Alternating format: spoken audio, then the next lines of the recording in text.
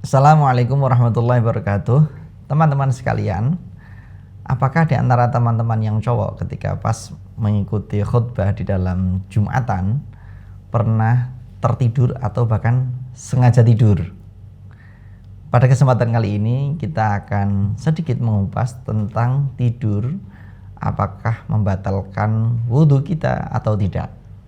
Teman-teman sekalian, yang membatalkan wudhu kalau mengacu di dalam kitab Fathul Qorib jumlahnya ada 5. Mari kita mengulas apa saja yang membatalkan wudhu itu.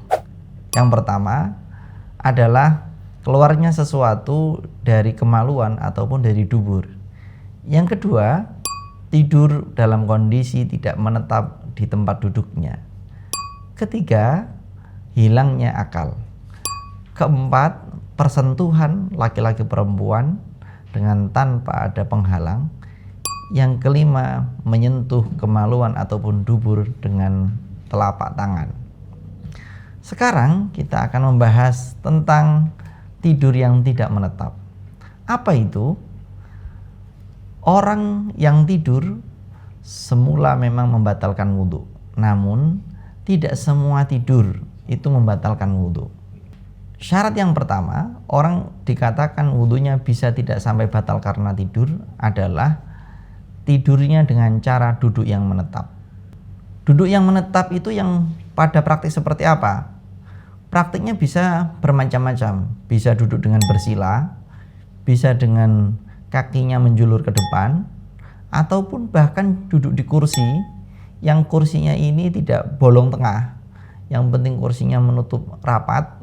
Semua ini kira-kira kentut tidak bisa keluar, maka ini kategori tidur menetap. Syarat kedua, orang tidak batal wudhunya apabila duduk dari manusia atau seseorang yang postur tubuhnya sedang, tidak terlalu obesitas, sangat gemuk, atau sangat kurus. Kedua jenis orang ini, sangat gemuk maupun sangat kurus, tidak memungkinkan dia bisa duduk menetap sesuai kriteria yang pertama tadi. 3. Duduk dari orang yang menetapi tempat di mana dia memulai tidurnya. Apabila ada seseorang yang memulai tidur dalam satu titik, di tengah-tengah tidur dia diangkat oleh temannya, dipindahkan ke tempat lain, lalu di tempat lain itu dia masih dalam kondisi duduk. Ini berarti dia bangun tidak sama dengan kondisi berawal di mana dia duduk. Ini wudhunya jadi batal. Terakhir, tidak ada informasi yang valid dari orang yang bisa dipercaya bahwa di tengah-tengah dia tidur, dia kentut. Apabila ada informasi dari orang yang patut dipercaya, tadi kamu ketika tengah-tengah tidur kamu telah kentut, maka otomatis wudhunya batal.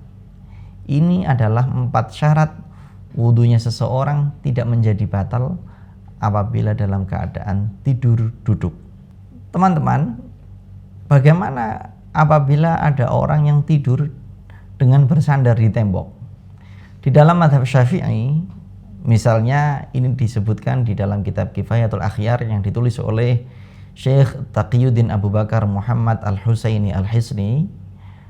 Di sana dijelaskan orang tidur yang bersandar di tembok asalkan tidurnya ini menetap, ini tidak membatalkan wudhu. Walaupun toh diperkirakan seumpama temboknya ini nanti digeser, dia pasti akan jatuh, tetap wudhunya tidak batal. Ini pendapat di dalam mazhab Syafi'i. Teman-teman sekalian, bagaimana pendapat para ulama 4 mazhab tentang tidur, apakah membatalkan wudhu atau tidak? Di dalam mazhab Maliki disebutkan yang membatalkan wudhu adalah orang yang tidur dengan pulas.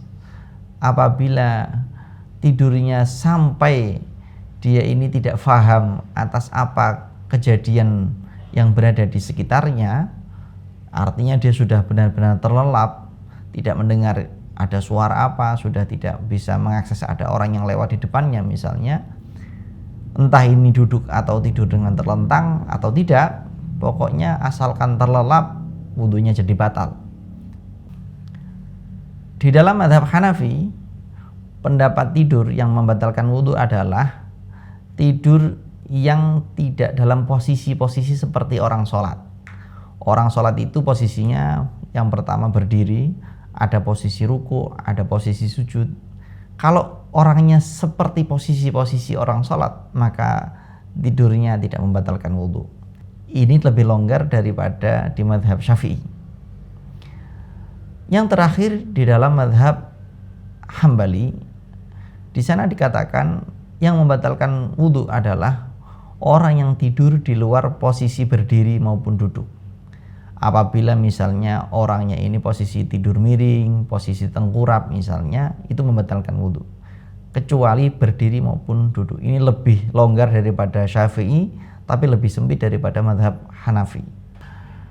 Demikian bisa kita simpulkan, apabila kita mengikuti mazhab Syafi'i, selama kita mendengarkan khutbah, kok kita ini tidurnya dalam kondisi menetap, kita tidak termasuk orang yang obesitas ataupun sangat kurus, diperkirakan kira-kira kentut tidak bisa keluar dari tubuh kita, walaupun tidur kita pulas selama kita mengikuti mazhab Syafi'i, wudhu kita tidak menjadi batal. Artinya apabila iqomah kemudian kita menjadi tiba-tiba bangun, kita tiba-tiba melihat samping-samping kita mulai pada berdiri, kita bisa langsung sholat.